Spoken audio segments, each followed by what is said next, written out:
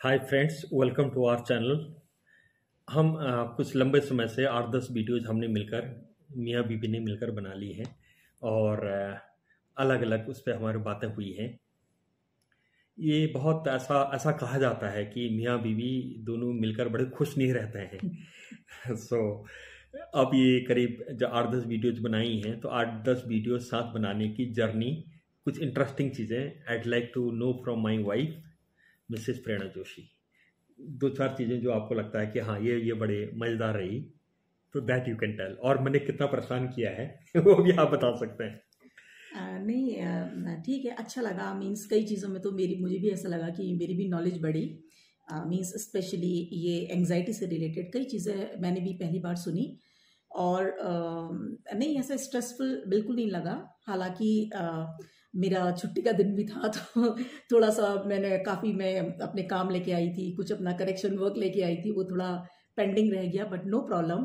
ये भी अपने आप में ऐसा लगा कि अगर हम अपने इन वीडियोस के थ्रू अगर हम लोगों को कहीं ना कहीं अवेयर कर पा रहे हैं या उनको गाइड कर पा रहे हैं या कुछ नया दे पा रहे हैं, तो मुझे लगेगा कि हम अपनी ड्यूटी अच्छे से निभा रहे हैं और means I really feel very good. अब एक क्वेश्चन है कि अधिकांश जितने भी डिस्टर्बेंसेस होते हैं, जो मैं अपना पहले जो इंटर्नशिप करता था और लंबे समय तक मैंने कुछ समय तक प्रैक्टिस किया साइकेट्री डिपार्टमेंट में, सो अधिकांश जो प्रॉब्लम्स आती थी वहाँ पर मैं देखता था तो वो हस्बैंड वाइफ रिलेटेड प्रॉब्लम्स होती थी। सो मेरा क्वेश्चन है, can husband wife live happily, truly happily? क्या बड़े खुश होकर बड़े लाइफ को एंजॉय कर सकते हैं? हाँ, बिल्कुल बिल्कुल श्योर कर सकते हैं, बिल्कुल कर सकते हैं। देखिए, आपकी अगर अंडरस्टैंडिंग अच्छी है ना, अगर आपकी अंडरस्टैंडिंग अच्छी है, कोई बात नहीं, प्रॉब्लम है तो कोई बात नहीं, आप झगड़ लीजिए, बिल्कुल जम के खुल के झगड़िए, है ना। और झगड़ने के बाद आपने 10 मिनट अपना पूरा फुल तरीके से अपना गुस्सा दिखाया और उसके बाद आप बिल्कुल नॉर्मल हो जाइए। उस बात को आप पाल के मत रखिए कि इसने ऐसा बोला था वैसा बोला था।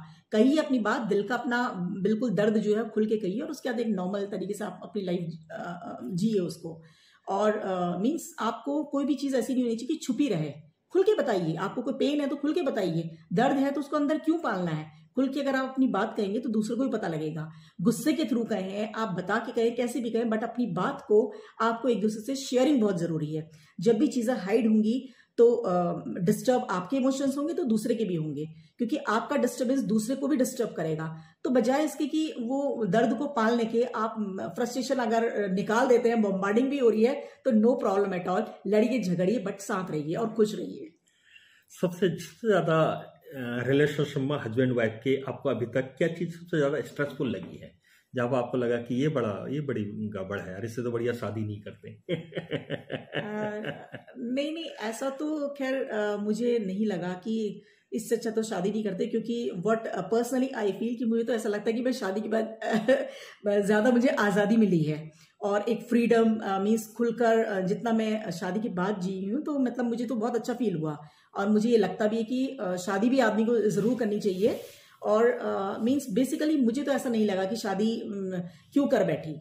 अगर आपका पार्टनर, आपका स्पाउस अगर एक अंडरस्टैंडिंग अच्छी है तो लाइफ कभी भी बर्डनसम नहीं लगेगी। ऐसा तो नहीं हो सकता कि हस्बैंड वाइफ में लड़ाई ना हो, ये तो पॉसिबल ही नहीं है ना। तो वो लड़ाई भी होगी, झगड़ा भी होगा, कभी आपको स्ट्रेस भी हो सकता है, लेकिन फिर भी मीन्स अगर आपकी शेयरिंग अच्छी है, बॉन्डिंग अच्छी है और आपने अपने मन में ठान रखा है कि yes we will be together forever, तो आपको दुनिया की कोई ताकत आप दोनों को अलग नहीं कर सकती है। और मुझे अपनी लाइफ में कभी भी ऐसा स्ट्रेसफुल नहीं लगा कि मैं क्यों कर बैठी शादी या क्या हो गया ये मेरी दुनिया में। मुझे तो at least means I am lucky enough कि मीन्स तुझ में रब दिखता है यार, मैं क्या कहूँ। Thank you. एक मेरा भांजा, जो हमारा भांजा ऑस्ट्रेलिया में रहता है, सोनू, उसने मेरे को ये बात बताई कि उसके इंटरव्यू में ये पूछा गया कि can you handle stressful situation, तो उसने आंसर दिया बिल्कुल। उन्होंने कहा कैसे, आपको क्या एक्सपीरियंस है? उन्होंने कहा बिल्कुल।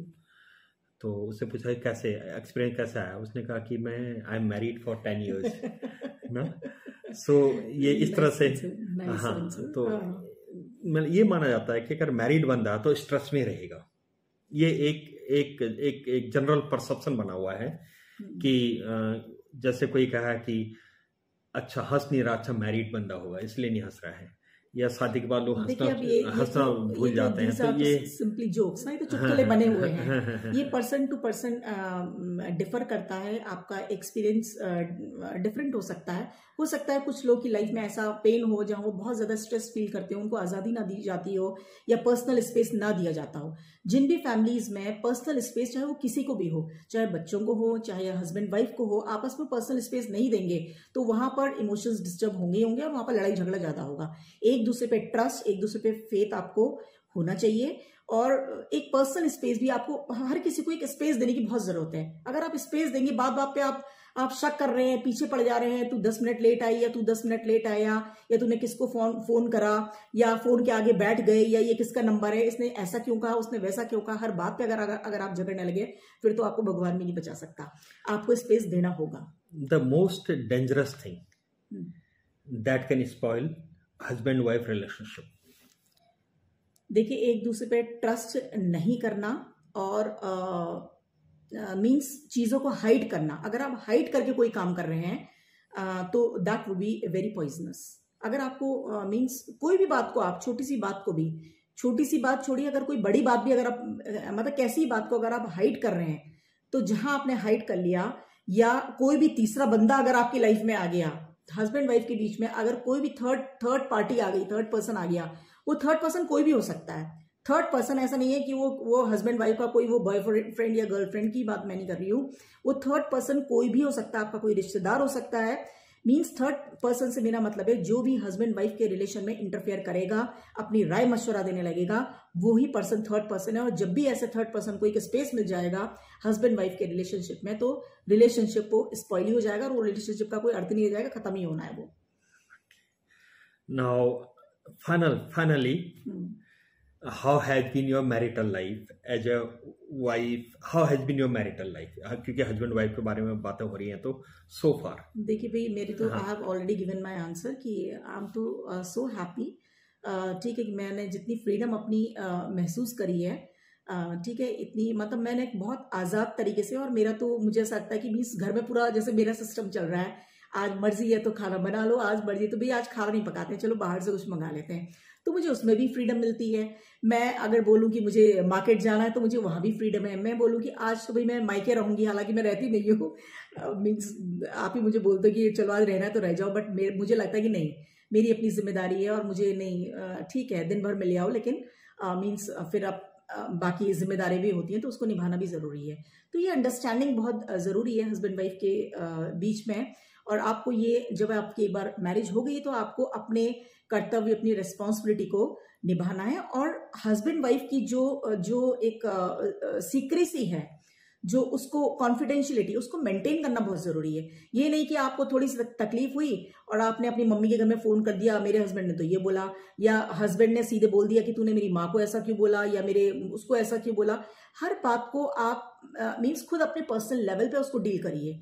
जब तक आप पर्सनल लेवल पर डील नहीं करें, क्योंकि आपकी जंग है, आपने शादी करी है, आप तीसरे बंदे को क्यों उसके लिए जिम्मेदार ठहरा रहे हैं, या तीसरे बंदे को क्यों इतना स्पेस दे रहे हैं कि आप दोनों के बीच में राय मशवरा करे, या आप दोनों के बीच में जबरदस्ती का घुसे और आप उसकी बात को इंपॉर्टेंस दे रहे हैं। पहले आप आपस में तो लड़ लीजिए, आपस में सुलझाइए, लड़ झगड़ के सुलझाइए, कैसे भी सुलझाइए, बट अपनी बात को यहीं अपने तक ही खत्म करिए। उसे जब भी आप आगे ले जाके किसी तीसरे बंदे के साथ शेयर करेंगे तो डिस्टर्बेंस होगा, और ऐसी फैमिलीज में हमेशा क्लैशेस रहते हैं, और उनका लाइफ में कभी भी एक हेल्दी रिलेशनशिप उन हस्बैंड वाइफ का नहीं हो सकता है।